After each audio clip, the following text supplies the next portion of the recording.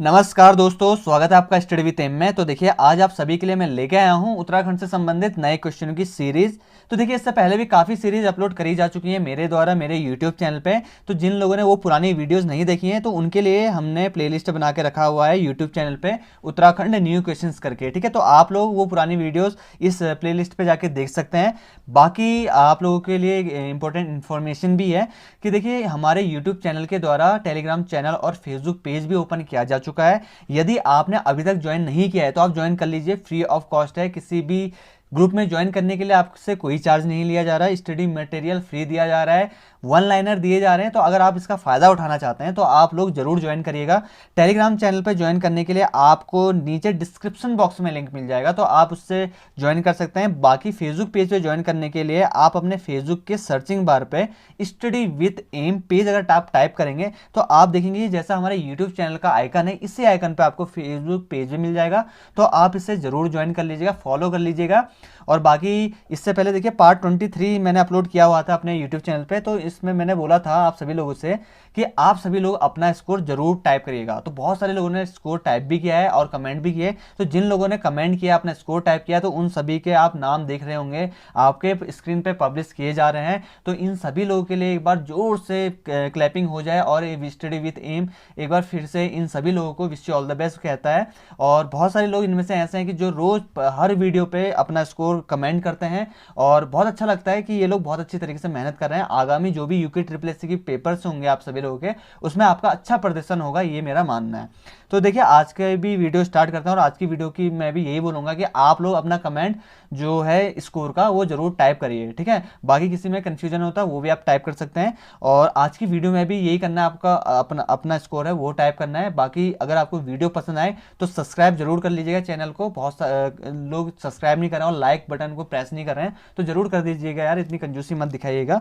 बाकी आज की वीडियो को स्टार्ट करने से पहले सबसे पहला ऑप्शन क्वेश्चन आपके सामने रखता हूं। देखिए सबसे पहला आपका अभिनव बारामिहिर की उपाधि किसे दी गई थी। तो सबसे पहला ऑप्शन आपका देखिए मुकुंद राम बर्थवाल, दूसरा आपका डीडी शर्मा, तीसरा आपका भजन सिंह, चौथा आपका इंद्रमणि बड़ौनी। तो देखिए इसका जो सही आंसर है वो होगा आपका मुकुंद राम बर्थवाल जी। मुकुंद राम बर्थवाल जी को ही अभिनव बारामिहिर की उपाधि दी गई थी। देखिए ये जो उपाधि दी गई थी ना, ये दी गई थी इनको भारतीय ज्योतिष अनुसंधान संस्थान के द्वारा। ठीक है ना, तो पूछा जा सकता है कि किस संस्थान के द्वारा इनको अभिनव बारामिहिर की उपाधि दी गई थी। तो याद रखिएगा भारतीय ज्योतिष अनुसंधान संस्थान। ठीक है, पेपर पेन लेके जरूर बैठिएगा, इंपॉर्टेंट क्वेश्चन बहुत सारे की पॉइंट आपके सामने बोलता हूं तो उसे आप नोट डाउन जरूर करिएगा। ठीक है, बाकी अगर मैं मुकुंद राम बर्थवाल जी के जन्म की बात करूं, देखिए जो इनका जन्म हुआ था वो हुआ था आपका नवंबर 1887 को इनका जन्म हुआ था पौड़ी के खंडग्राम में। ठीक है ना, इनका अगर उपनाम की बात करो तो देखिए इनका जो उपनाम था वो था आपका देवैज्ञ। ठीक है, देवैज्ञ इनका उपनाम था, तो इसको भी आप याद रखिएगा। और ये जो थे ना आपका अभिनव बारामिहिर की उपाधि से उपाधि जिनको मिली थी ये मुकुंद राम बर्थवाल जी, इनको संस्कृत के ज्योतिषी और विद्वान भी कहा जाता था। संस्कृत का महान ज्ञाता थे उस टाइम के। ठीक है, और इनकी जो मृत्यु होगी थी वो होगी थी आपकी 30 सितंबर 1979 को। ठीक है, तो याद रखिएगा, तो इनकी जो मृत्यु हुई थी 30 सितंबर 1979। ठीक है, तो इन चीज़ों को याद रखिएगा, काफ़ी बार यूके ट्रिपल एससी पूछता है। अगला क्वेश्चन की ओर बढ़ते देखिए, निम्न में से कौन सा ताल उत्तराखंड के कुमाऊं क्षेत्र से नहीं है। ठीक है, तो सबसे पहला ऑप्शन आपका भीमताल, दूसरा आपका नकुच्चे ताल, तीसरा आपका खुरपा ताल और चौथा आपका डोंडी ताल। ठीक है, तो इसका देखिए जो सही आंसर है वो होगा आपका डोंडी ताल। बाकी ये जो भीमताल है, नकुच्चिया ताल है और खुरपा ताल है, ये तीन के तीन आपका नैनीताल डिस्ट्रिक्ट में पड़ते हैं। नैनीताल में ही ये सारे ताल आपको अवेलेबल मिल जाते हैं, नैनीताल जिले के आसपास ही में। ठीक है, बाकी डोंडी ताल की बात करूं तो देखिए जो डोंडी ताल है वो आपका उत्तरकाशी में है। कहा जाता है कि जो डोंडी ताल है वो 6 कोनों का आकार है, षष्ठ कोण आकार का है। उसके जो तालों की जो कोनों की संख्या वो 6 है। यहाँ पे देखिए ये जो ताल है वो सुंदर मछलियों के लिए प्रसिद्ध है आपका डोंडी ताल। अब बात कर लेते हैं उत्तरकाशी का से संबंध आया डोंडी ताल का, तो उत्तरकाशी के बारे में भी बता देता हूँ थोड़ा बहुत। देखिए जो ये उत्तरकाशी आपका जो जिला बना वो 24 फरवरी 1960 को ये जिला बना था आपका उत्तरकाशी। ठीक है, आपने देखा होगा सबसे उत्तरी जिला, अगर थोड़ा सा उत्तराखंड का मैप बनाने की कोशिश करूँ मैं तो देखिए आपका जो उत्तर की दिशा में ना ऊपर की साइड में है आपका उत्तरकाशी आ जाता है, यहाँ पिथौरागढ़ आ जाता है। ठीक है ना, तो इससे उत्तरकाशी यहाँ पे आ जाता है आपका, उसका फिर चमोली आ जाता है उसके बगल पे। तो उत्तरकाशी आपका सबसे उत्तरी जिला माना जाता है। और इसका जो नाम है सौम्य काशी भी कहा जाता है, इसका पौराणिक नाम भी सौम्य काशी है। और यहाँ पे एक जो की पॉइंट वाला जो आपको सबसे समझदारी वाला काम करना है इस जो उत्तरकाशी में, देखिए ये सबसे कम महिला साक्षरता, जब 2011 की जनगणना के अनुसार यहाँ पे सबसे कम महिला की लिटरेसी रेट है यहाँ का, ठीक है। और यहाँ पे एक प्रकटेश्वर गुफा भी है, ठीक है, याद कर लीजिएगा इसको, यहाँ पे नोट डाउन कर सकते हैं, प्रकटेश्वर गुफा भी यहीं उत्तरकाशी में है। और लंका नामक स्थान भी यहीं पे है आपका उत्तरकाशी में, ठीक है। तो बहुत सारे जो ये नए नए शब्द आ रहे हैं ना, तो यही शब्द यूके पूछता है और वहां पे कंफ्यूजन हो जाता है, क्योंकि पढ़ा सब कुछ होता है और ये बस ये नए शब्द नहीं पढ़े होते हैं। अगला क्वेश्चन आपका देखिए यहाँ पे, उत्तराखंड की पश्चिमी सीमा पर कौन सी नदी बहती है, ठीक है। तो आप जैसे कि उत्तराखंड का अगर आप नक्शा देखेंगे, उत्तराखंड का अगर आप नक्शा देखेंगे आप, तो उसके आपका पश्चिम की सीमा पर, यानी कि अगर आप ये ईस्ट हो गया आपका, ये हो गया पश्चिम, इस सीमा पर कौन सी नदी बहती है, तो ये बताना आपको बहुत सारे लोगों को पता चल गया होगा, जिनको नहीं पता चला बता दूंगा। सबसे पहला ऑप्शन आपका काली नदी, दूसरा आपका टॉन्स नदी, तीसरा गंडक नदी, चौथा आपका भागीरथी नदी। तो देखिए आपका जो उत्तरकाशी है पश्चिम सीमा पर नदी बहती है, वो बहती है आपकी टॉन्स नदी, ठीक है। ये बहती टॉन्स नदी बहती है पश्चिमी सीमा पर। अगर पूरी सीमा पे बात करी जाए तो वो पूरी सीमा पे रहती है काली नदी, ठीक है ना। तो इस चीज को आप याद रखिएगा। तो देखिए टॉन्स नदी जो आपकी बहती है, ये आपका रूपिन और सुपिन जो दो नदियों से मिलकर बनती है। अगर रूपिन नदी की बात करें तो देखिए जो आपका रूपिन नदी है, ये हिमाचल प्रदेश के डोंडरा कारव क्षेत्र से निकलती है, ठीक है। और वहीं सुपिन जो नदी है वो उत्तराखंड से निकलती है, ये निकलती है आपका बंदरपूछ पर्वत के स्वर्गरोहिणी ग्लेशियर से निकलती है सुपिन नदी। यही दो नदियां आगे चल के आपके टोन्स के नाम से पहचानी जाती हैं। देखिए जो टोन्स नदी है ना, अगर जब ये टोन्स नदी बहती है तो यहाँ पे इस साइड आपको उत्तराखंड हो गया और इस साइड आपका हिमाचल प्रदेश, यानी कि यह उत्तराखंड और हिमाचल प्रदेश के बॉर्डर पर 148 लगभग 148 किलोमीटर बहने के बाद कालसी के डांग पत्थर पर मिल जाती है, और जहां से ये फिर यमुना नदी की ओर को बढ़ती है, यानी कि फिर यमुना नदी में मिल जाती है, ठीक है ना। तो इन जो की पॉइंट हैं इनको भी आप याद रखिएगा। अगला क्वेश्चन आपका देखिए यहाँ पे, देवरिया ताल स्थित है, कहाँ पे स्थित है। सबसे पहला ऑप्शन आपका देखिए रुद्रप्रयाग, दूसरा आपका अल्मोड़ा, तीसरा आपका नैनीताल, चौथा आपका चमोली, ठीक है। तो देखिए आपका जो रुद्रप्रयाग है, सॉरी देवरिया ताल है, वो है आपका रुद्रप्रयाग में, ठीक है ना। तो इसका जो सही आंसर होगा वो रुद्रप्रयाग होगा। अगर मैं बात करूँ आपका देवरिया ताल की, देखिए जो देवरिया ताल है यहीं पे रुद्रप्रयाग में स्थित है।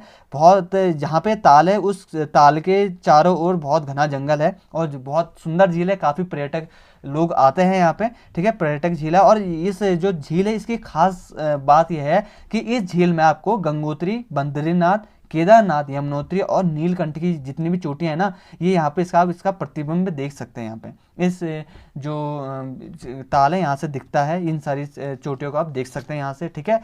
बाकी अगला क्वेश्चन आपका देखिए यहाँ पे, स्लीपिंग लेडी के नाम से जाना जाता है, किसे जाना जाता है। सबसे पहला ऑप्शन आपका जोशीमठ, दूसरा आपका गोपेश्वर, तीसरा आपका चंपावत, चौथा आपका नैनीताल। तो देखिए आपका स्लीपिंग लेडी के नाम से जाना जाता है जोशीमठ को। अब क्यों जाना जाता है ये भी बताऊंगा मैं, ठीक है। सबसे पहले बात करें जोशीमठ में, यहाँ पे देखिए सबसे प्रसिद्ध मंदिर है जो बहुत बार नरसिंह देवता का मंदिर है, जहाँ पे आपका तिमुड़ा बीर मेला लगता है, ठीक है ना। बहुत बार पूछा जा सकता है कि तिमुड़ा बीर मेला कहाँ लगता है, तो ये लगता है आपका जोशीमठ में, जो कि नरसिंह मंदिर के पास में लगता है, ठीक है। अब इस बात करते हैं स्लीपिंग लेडी बोला क्यों जाता है। देखिए यहाँ पे जो जोशीमठ है, यहाँ पे एक पर्वत है, पर्वत की जो आकृति है ना, वो एक लेटी हुई लेडी की आकार की, यानी ऐसा लगता है कि वहां पे उस पर्वत को देख के ऐसा लगता है कि जैसे कि वहां पे कोई लेडी लेटी हुई है, तो इसलिए उसको स्लीपिंग लेडी या स्लीपिंग ब्यूटी के नाम से, दोनों के नाम से जाना जाता है, ठीक है। तो अगला क्वेश्चन पढ़ लेते हैं। यहाँ पे देखिए आपका, निम्न में से किस झील में सदैव बर्फ जमी रहती है। सबसे पहला ऑप्शन आपका अंधेरी ताल, दूसरा आपका यमताल, तीसरा आपका आंचरी ताल, चौथा आपका सिद्ध ताल। तो देखिए इसका सही आंसर है वो रहेगा आपका यमताल। यमताल में देखिए आपका हमेशा सदैव ही बर्फ जमी रहती है। तो यमताल की स्थिति बता देता हूँ। देखिए जो यमताल है वो सहस्त्र ताल के ही पास में है। आप बोलेंगे सहस्त्र ताल कहाँ पे है, तो देखिए सहस्त्र ताल जो है वो आपका टिहरी के पास में है, ठीक है ना। तो इन चीज़ों को याद रखिए। सहस्त्र ताल के बारे में आया तो देखिए सहस्त्र ताल जो है आपका गढ़वाल क्षेत्र का सबसे बड़ा और गहरा ताल है आपका सहस्त्र ताल, जो कि आपका टिहरी के आसपास स्थित है, ठीक है। अगला क्वेश्चन की ओर बढ़ते हैं। देखिए अगला क्वेश्चन आपका यहाँ पे, मनीष सनवाल किस खेल से संबंधित है। सबसे पहला ऑप्शन आपका शतरंज, दूसरा ऑप्शन है आपका बैडमिंटन, तीसरा आपका वॉलीबॉल, चौथा ऑप्शन आपका ताइक्वांडो। देखिए इसका जो सही आंसर है वो होगा आपका ताइक्वांडो। देखिए जो मनीष सनवाल जी हैं इनका जो संबंध है वो रहेगा आपका ताइक्वांडो से, तो इसका आप ताइक्वांडो राइट आंसर करके आइएगा। अगला क्वेश्चन है आपका, देखिए फादर ऑफ जौनसार भाबर के नाम से विख्यात हैं। सबसे पहला ऑप्शन है आपका गुलाब सिंह, दूसरा आपका है आपके भवान सिंह चौहान, तीसरा आपका केसी चंद है, चौथा आपका है शिवराम। ठीक है, तो देखिए आपका जो फादर ऑफ जौनसार है इनको जाना जाता है, भवान सिंह को जाना जाता है। ठीक है, इनका जो सही आंसर रहेगा भवान सिंह रहेगा, फादर ऑफ जौनसार। अगला क्वेश्चन आपका देखिए, उत्तराखंड का सर्वाधिक उच्च पर्वत शिखर नंदा देवी किस जनपद में स्थित है? सबसे पहला ऑप्शन है आपका अल्मोड़ा, दूसरा ऑप्शन आपका पिथौरागढ़, तीसरा ऑप्शन आपका चमोली, चौथा ऑप्शन आपका पौड़ी। ठीक है, तो देखिए इसका जो सही आंसर रहेगा वो रहेगा आपका चमोली। ठीक है ना, तो जो आपका उच्च शिखर नंदा देवी पर्वत है वो आपका चमोली में स्थित है। ठीक है, ऑप्शन नंबर 3 इसका सही आंसर रहेगा। तो देखिए अगर नंदा देवी पर्वत शिखर ये सबसे ऊंचा शिखर है, इसके अगर ऊंचाई की बात करें तो 7,817 मीटर इसकी ऊंचाई है लगभग। उसके बाद जस्ट इसी के बाद आता है जो कम ऊंचाई है कामेट पर्वत की, उसकी ऊंचाई देखिए 7,756 मीटर है, ये भी आपका चमोली जिले में पड़ता है। उसके बाद आता है आपका चौखंबा पर्वत, चौखंबा जो पर्वत है उसकी जो ऊंचाई है वो भी आपकी है 7,138 मीटर। ठीक है ना, तो ये 3 के 3 जो पर्वत है चमोली जनपद के अंतर्गत आ जाते हैं, तो इनको आप याद रखिएगा। अगला क्वेश्चन आपका देखिए यहाँ पे, विरही गंगा के अवरुद्ध होने से बनी गौना झील कितने वर्षों तक बनी थी, मतलब कितने वर्षों तक वहां पे झील रही थी, बाद में वो झील टूट गई थी, आप सभी लोगों को पता ही होगा। ठीक है, तो सबसे पहला ऑप्शन आपका 84 वर्ष, दूसरा आपका 62 वर्ष, तीसरा ऑप्शन है आपका 49 वर्ष, चौथा आपका 77 वर्ष। ठीक है, तो देखिए इसका सही आंसर रहेगा वो रहेगा 62 वर्ष। 62 वर्ष तक देखिए ये जो गौना झील है वो बनी रही थी। देखिए हुआ क्या था कि उत्तराखंड के जो चमोली जिला है वहाँ पे अलकनंदा की एक सहायक नदी है जिससे कहा जाता है विरही गंगा। ठीक है, तो हुआ क्या कि जुलाई 1893 को, ठीक है 1893 के आसपास यहाँ पे इस नदी में क्या हो गया कि पहाड़ी गिर गई, पहाड़ी वहाँ पे गिर गई, जिससे कि उस नदी का जो मार्ग है वो अवरुद्ध हो गया और वहाँ पे एक झील का निर्माण हो गया। ठीक है, जिसे आपका गौना झील कहा जाता है। बाकी बाद में ये जो झील है वो अपने आप टूट गई थी। ठीक है ना, तो अगला क्वेश्चन की ओर बढ़ते हैं। देखिए अगला क्वेश्चन आपका यहाँ पे, वेदमाला नामक पुस्तक किसके द्वारा लिखी गई थी? ठीक है, सबसे पहला ऑप्शन है आपका गुमानी पंजी के द्वारा, दूसरा ऑप्शन है आपका राजेंद्र धस्माना, तीसरा ऑप्शन आपका देखिए हरिराम धस्माना, चौथा आपका चंडी प्रसाद भट्ट। ठीक है, तो इसका जो सही आंसर है वो है आपका हरिराम धस्माना। तो ऑप्शन नंबर सी आपका यहाँ पे सही आंसर रहेगा। अगला ऑप्शन है आपका देखिए, ब्रह्म कमल पर डाक टिकट किस वर्ष जारी किया गया?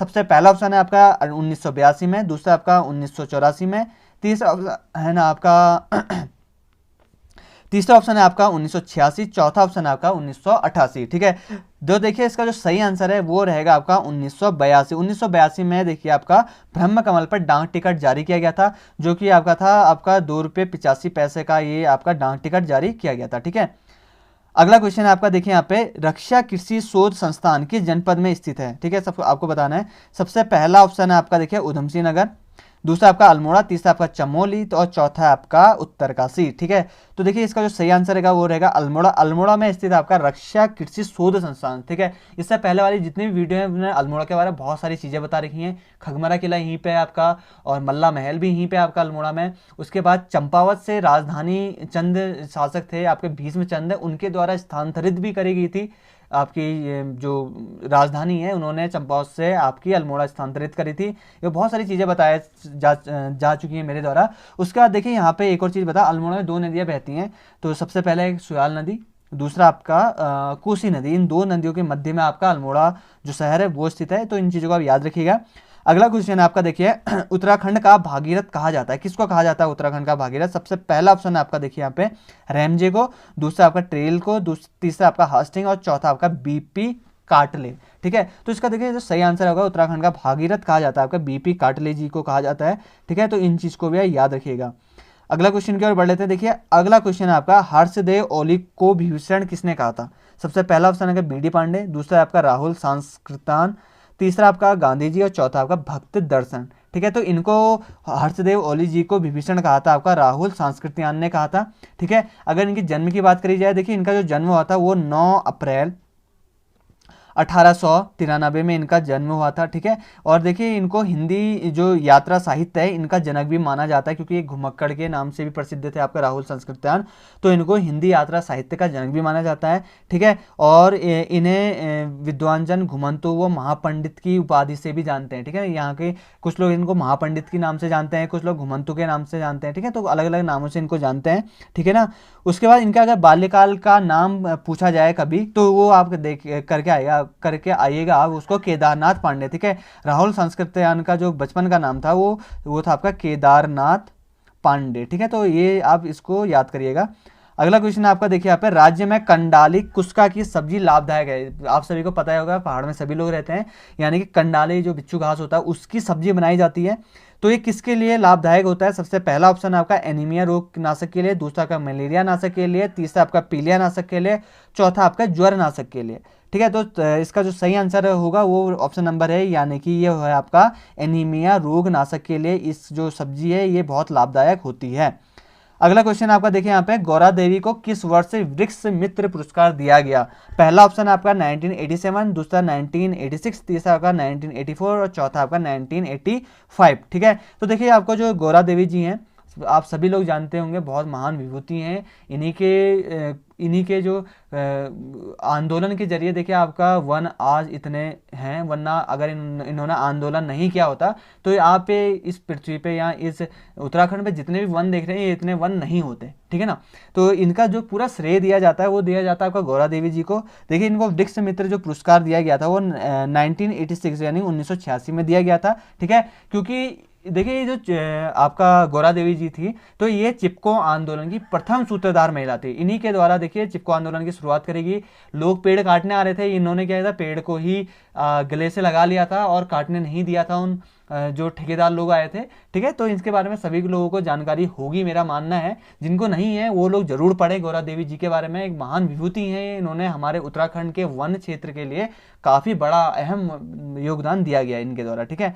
बात कर लेते हैं देखिए गौरा देवी जी के बारे में। इनका जो जन्म हुआ था वो हुआ था आपका 1925 में टिहरी के लाटा गाँव में हुआ था इनका जन्म, ठीक है। दुर्भाग्यपूर्ण देखिए उस टाइम पे बाल्यावस्था में ही शादी कर दी जाती थी। इनकी साथ भी ऐसा ही हुआ, 12 वर्ष की आयु में इनकी शादी कर दी गई मेहरबान सिंह के द्वारा, ठीक है। जैसे मैंने पहले भी बोल दिया है आपको कि जो उत्तराखंड हाईकोर्ट का आपका पेपर हुआ था आपका एक दिसंबर के आसपास में हुआ था वो पेपर। तो देखिए उस पेपर में भी आपका पूछा गया था एक क्वेश्चन, श्रीदेव सुमन जी की पत्नी का नाम। तो हो सकता है आने वाले टाइम पे यूके ट्रिपल से गौरा देवी के पति जी का नाम भी पूछ सकते हैं, ठीक है। तो आप जरूर इसको याद कर लीजिए। गौरा देवी का जो पति का नाम था वो था आपका मेहरबान सिंह। इनकी भी दुर्भाग्यपूर्ण इनका जीवन बहुत कठिन परिस्थिति से गुजरा। 8 वर्ष बाद ही इनके पति की मृत्यु होगी। बाद में देखिए बाद में इनकी अगर गौरा देवी की मृत्यु की बात करूँ तो इनकी मृत्यु भी 1991 लगभग 4 जुलाई 1991 में इनकी भी मृत्यु हो गई थी, ठीक है। अगला क्वेश्चन आपका देखिए किस शासक की मृत्यु मलेरिया के कारण हुई थी? सबसे पहला ऑप्शन आपका देखिए ललित शाह, दूसरा आपका प्रदीप शाह, तीसरा आपका फतेह शाह, चौथा आपका जगत शाह। तो इसका जो सही आंसर रहेगा वो होगा ललित शाह। ललित शाह की ही मृत्यु हुई थी आपकी मलेरिया के द्वारा, ठीक है। देखिए ललित शाह का जो शासन काल माना जाता है 1772 ईस्वी के आसपास का माना जाता है, ठीक है। देखिए ललित शाह के आक्रमण किया था मोहनचंद के साथ, मोहनचंद कुमाऊं का जो चंद शासक था उनके साथ इन्होंने आक्रमण किया था, ठीक है। उसके बाद इन्होंने जो ललित शाह है उन्होंने जब मोहनचंद के साथ आक्रमण किया तो वो वहां से भाग गए। उसके बाद इन्होंने क्या किया, ललित शाह ने कुमाऊं की गद्दी पर प्रद्युम्न शाह को बैठा दिया। इनके पुत्र थे आपके प्रद्युम्न शाह, उनको कुमाऊं की गद्दी पे बैठा दिया था। वैसा अगर मैं ललित शाह के पुत्रों की बात करूँ तो इनके देखिए 4 पुत्र थे, ठीक है। सबसे पहले पुत्र का नाम था आपका जयकृत शाह, दूसरे पुत्र का नाम था प्रद्युम्न शाह, तीसरे का नाम था पराक्रम शाह और चौथे का नाम था प्रीतम शाह, ठीक है। 4 पुत्र थे। तो और इनके द्वारा सिरमौर का युद्ध भी लड़ा गया था। वो लड़ा गया था देखिए 1779 या 1779 में इनका युद्ध हुआ था ललित शाह और सिक्कों के मध्य, ठीक है। इन चीज़ों को याद रखिएगा। अगला क्वेश्चन है आपका देखिए यहाँ पे, भुवन विख्यात की उपाधि किसे दी गई है? भुवन विख्यात की सबसे पहला ऑप्शन आपका देखिए बसंत देव, दूसरा आपका मिंबर देव, तीसरा आपका इच्छर देव और चौथा आपका सूरदेव, ठीक है। तो देखिए इसका जो सही आंसर है वो है आपका इच्छर देव। इच्छर देव को ये आपका भुवन विख्यात की उपाधि से सम्मानित किया गया था, इनको ये उपाधि मिली हुई थी। अगला क्वेश्चन आपका देखिए और इस वीडियो का लास्ट क्वेश्चन आपका, क्षेत्रीय मिट्टी अन्वेषण प्रयोगशाला किस जनपद में स्थित है? सबसे पहला ऑप्शन आपका देखिए अल्मोड़ा, दूसरा आपका नैनीताल, तीसरा आपका उधमसिंह नगर, चौथा आपका चंपावत। देखिए जो आपका क्षेत्रीय मिट्टी अन्वेषण प्रयोगशाला है वो आपका उधमसिंह नगर में स्थित है, यानी कि उधमसिंह नगर पे स्थित है। उधमसिंह नगर की जो स्थापना हुई थी देखिए नगर जिले के रूप में वो 1995 में हुई थी, ठीक है। इन चीज़ों को भी याद रखिएगा, काफ़ी इंपॉर्टेंट है, बहुत बार पूछा जाता है यूके ट्रिपल एससी के द्वारा। और मेरी पूरी कोशिश यही रहती है पूरी वीडियो एम है कि जो भी यूके ट्रिपल सी पूछ सकता है ना नए से नए क्वेश्चन बना के, तो उन सभी चीज़ों को अगर कंबाइन करके आपको बताया जाए, जो लोग मेरी वीडियो स्टार्टिंग से लेकर अंत तक देख रहे होंगे, यानी जितनी वीडियो मैंने अपलोड कर दी है अगर देखा होगा, तो मेरा मानना यह है कि उन सभी को बहुत फायदा हुआ होगा। ठीक है, तो आप लोग कमेंट करके बताइएगा आपको कितना फायदा हुआ। इतनी अभी तक लगभग मैंने 24 सीरीज अपलोड कर दी गई हैं, तो हर बार में जैसे कि अल्मोड़ा से संबंधित आता है तो अल्मोड़ा से संबंधित पूरी जानकारी मेरे द्वारा आपको दी जाती है और हर वीडियो में दी जाती है, ताकि आप बार बार सुने और बार बार आप सुनने से वो चीज़ आपको वैसे ही याद हो जाए। तो पूरी कोशिश मेरी यही रहती है, अगर आप सभी लोगों को मेरी ये वीडियो पसंद आए तो आप मेरे यूट्यूब चैनल को जरूर सब्सक्राइब करिएगा, वीडियो को लाइक करिएगा, अपने दोस्तों के साथ शेयर जरूर करिएगा। और अगर आप सभी लोगों को मेरी ये वीडियो पसंद आई तो दूसरों के साथ शेयर जरूर करिएगा इसको, जैसे कि मैंने आपको बताया। और उसके बाद अभी से आप सभी लोगों को, जैसे कि आपको पता ही है लॉकडाउन खत्म होगा उसके बाद यूके ट्रिपल एस से अपना एग्जाम कैलेंडर जरूर जारी करेगा, तो आप अपनी तैयारी अभी से जारी रखिएगा। बाकी आगामी जितनी भी परीक्षाएं होती हैं आप सभी लोगों की, तो उसके लिए स्टडी विथ एम की ओर से अभी से आपको wish you all the best. धन्यवाद।